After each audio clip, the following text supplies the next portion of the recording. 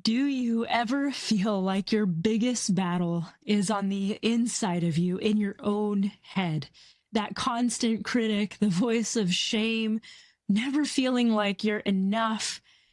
Oh, it's so draining, isn't it? And today I want to show you how to silence that inner critic, to step into what God really says about you, and some ways that can help you deepen that practice if that's something that you battle. I've been there. It's been a little while because of the practices that I put into place, because of the journey that I've gotten to walk with God. But ooh, I remember when that inner critic was just so loud. I didn't even know it was a critic. It was so loud. I thought it was just me. I thought it was normal and I thought it was natural.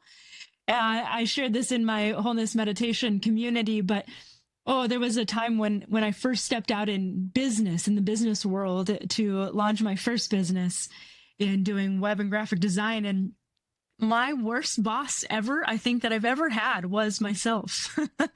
And I wanted to try freedom. I wanted to experience what it was like to have my own clients and build something and build my own climate and my own experience. But boy, I was a hard boss and I could never get enough done at the end of the day. I was never doing enough. I never had enough in my schedule. I was always trying to beat deadlines and have goals. And all of a sudden, one day I got mad and was like, Kirsten, you're the worst boss ever. And I work for you. And why can't you be kind to me? It was like I was having this discussion with myself. And it was in this place that I just started going, how would I want to be? And how has God treated me? And how could I give that to myself a little bit more? And, sometimes we've even had great encounters with God. In my own journey, I've had beautiful times with the Lord, and yet my own self was meaner to me than anything he would ever say to me. Maybe you haven't had those experiences with the Lord before. Maybe even just hearing his voice would be a new experience for you. In either way, he is kind, he is loving, and he always has love and kindness and gentleness for us. And we see that all throughout the Bible. Whether you read that regularly or not, you still see him meeting people with kindness. We see that with the one story when there's a woman who was caught in adultery, and in the time period that they were walking in and living in, she deserved to be stoned, to be caught in adultery. Could you imagine? We don't have that anymore. How many people that would kind of change their lives, right? But they had such intense rules and regulations that her being caught in the midst of adultery meant that she, not the man, but she would get stoned for that sin. And there was everyone accusing her, judging her, not to mention her own battle, her own words, her own inner critic and judgment and shame that she was carrying. And Jesus comes there. We don't know really what he wrote in the sand. There's so many ideas and amazing possibilities. But at any rate, we know that he wrote a line in the sand and said, if anyone has no sin, cast the first stone. And we know that everyone dropped their stones and walked away. And that is an example of the kindness to Jesus, to our outer critic and our inner critic. And many times our inner critic was created by outer critics.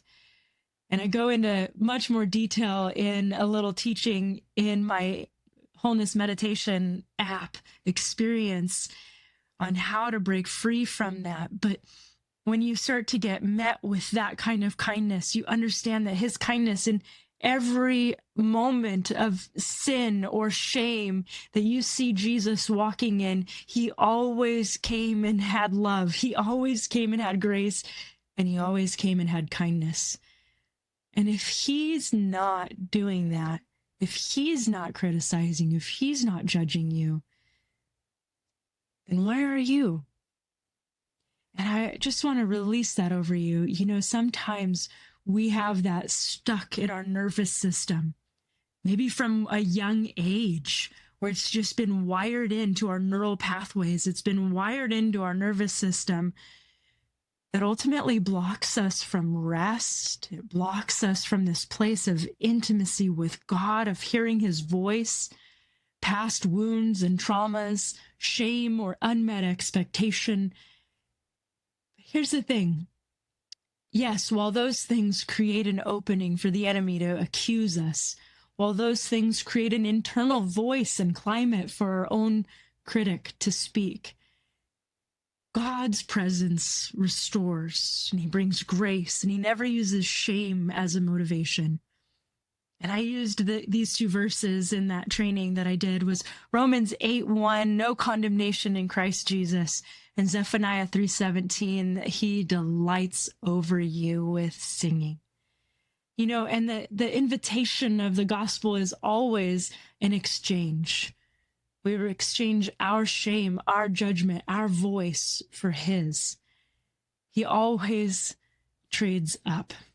And again, I talk a little bit more about that in the internal training that I did, but I wanted to just release that here as well, that you are worth so much more than that.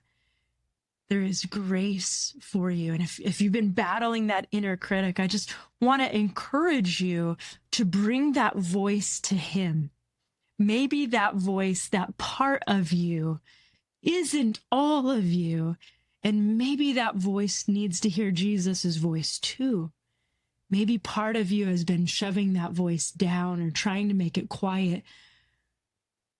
But that inner critic is kind of getting louder, or it's been stormy on the inside, and he wants to speak peace to that storm. He wants to create a safe inner climate filled with his love, with his peace.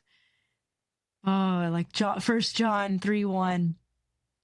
See what great love the Father has lavished upon us. And maybe you're like me, and maybe so many people that I know, that you just have that inner critic is the worst one. Maybe outer critics pale in comparison to your inner one. That I want to invite you to some different practices. You know, if you followed me at all, you know that I talk about how the power of emotional freedom techniques or EFT tapping can be to help quiet that down, releasing the intensity of that voice mixed with experiencing Jesus's voice filling you back up. Doing some time, a moment of just calm and breathing and being with him, being still and knowing he is God. And doing some rewiring. Maybe you need to do some rewiring of the story that was created. When was that inner critic created? And what was the story that was playing during that season of your life? Maybe you need a new tape to rewire those neural pathways. And not just ideas, but they're concepts that really help rewire, restore your nervous system, rewire your brain, help your spirit speak louder than the inner critic, okay? And that's why I created some meditations, guided meditations that go through different practices. We have some somatic guided practices, some breathing guided practices, encountering Jesus practices, as well as creating a new story so that your neural pathways will have a new story to walk with him in. So those are all available in my Wholeness Meditation Experience. If you want to go deeper in that and really rewire that, just want to encourage you in there, hop in there and start rewiring that space. But if you're not ready to jump into that, I just want you to just take a moment and begin letting his voice speak to that inner critic. Just taking a moment and just saying, Jesus, I give you this voice. I give you myself. I give you this part of me.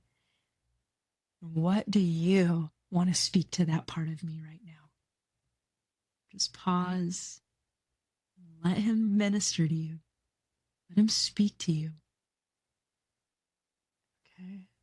And again, if you want to go deeper in that, I've got a little bit more teaching on that as well as a set of meditations that guides you into releasing that, going from the critic into the beloved, designing to release shame and the inner critic and releasing that and creating a new inner climate for the love of God to expand. And you can find that link below. You can find that on wholelifefreedom.com. And I just bless you to remember that you are fully seen by Him. You are so safe in His arms. You are God's beloved child. And I bless you. And I would love to hear how that ministers to you. Just comment and subscribe, share if you know someone who could be ministered to that. And I bless you to walk in His voice. May His voice be louder than any others.